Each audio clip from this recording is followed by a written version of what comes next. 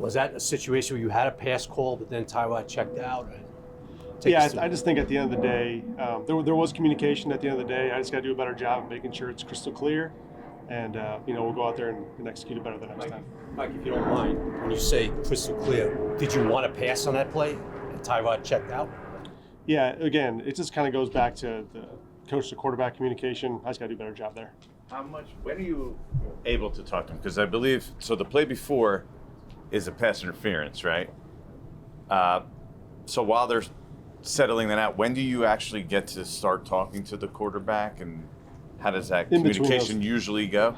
In between those two plays is when we talk through it.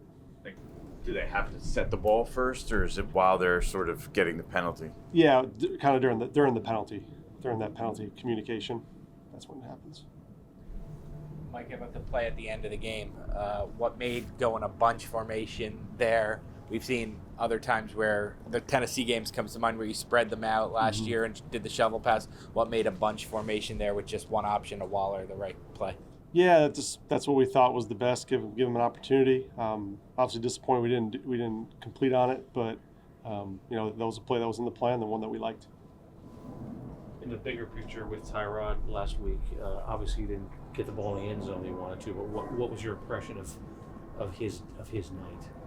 Yeah, I thought Tyrod did a really nice job. I thought he did a nice job in and out of the huddle. It's a loud environment. Thought he managed that really well. Did a nice job on third down with his legs. He executed at a high level, so I was happy with how he did. You're now at 205 minutes without an offensive touchdown. What do you sort of attribute to that? Like, what do you think is the biggest contributing factor to that? Yeah, that's been it's a point of emphasis for us. We need to work to improve that. I think, it's really everything. You look at our fundamentals, our techniques, look at some of the drives that we went in there, whether it's, what's stopping us from getting points? Is it penalties? Is it execution? Is it play calling? So you evaluate that. I'm really critical of myself on all those things too. So we practice it, we talk about it. And so, we had some opportunities. We had 5 opportunities down there. We didn't weren't able to get into the end zone, but I think it's a step in the right direction. We got some opportunities. Now we got to capitalize on them, and that's what we're doing today in practice. What was the conclusion you came to when you listed all those possibilities? Yeah, amongst the staff, we kind of talked about, some of the strengths and weaknesses and things that we want to do, and we'll emphasize the strengths this week. And so, trying to put together the best possible plan we can. You've gone with the younger receivers. Is that you going to go with that the rest of the year, or? I'd say every week is different, and you want to put the players in the best position to be successful. So this week's no different. So we're looking through that and trying to look at the matchups and the personnel groupings and things we can present to the defense. Mike, I know it's just a natural development and maturation for Jalen, but can you do more with him now than you could have a month ago, just because of his knowledge and his feel for the game at this level now? Yeah, Jalen's growing. I think he's learning each and every day, each and every week. You've seen him getting a little bit better and better and better. So that's good. It's a step in the right direction. And again, as a young player, it's all about building confidence. So he's going through that right now, and I think he's in a good spot mentally. And so again, just working him and the others throughout the game plan. That's what we're looking to build on. Mike, Wink was just out here talking about how his guys are starting to gel as a whole unit, being able to play together with some consistency. When you look at what you've dealt with and are dealing with on the offensive line, how difficult is that to try and learn each other and build that chemistry each week when everybody's being shuffled so much? Yeah, I think Coach Bobby Johnson does a great. He's had to deal with that group and work with them. And obviously, when new guys step in, you got to get them up to speed as fast as you can. So he spends a ton of time and a ton of energy getting those guys caught up and getting them to do their assignments the right way and get them in the fundamental, the right positions there as well. So Bobby's doing a great job. Coach Smitty's doing a great job, and those guys are all just rallying together to get this thing right. Mike, in that situation with all the fluctuation on the offensive line, as you game plan, how difficult is it to say we know we can count on this or that, or to know what you're able to do?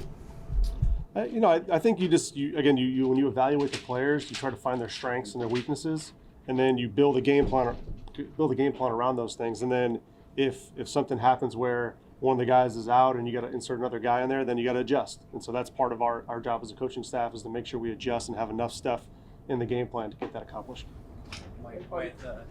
With Saquon, I think he had, I don't know what it was exactly, like 15 carries for 25 at one point.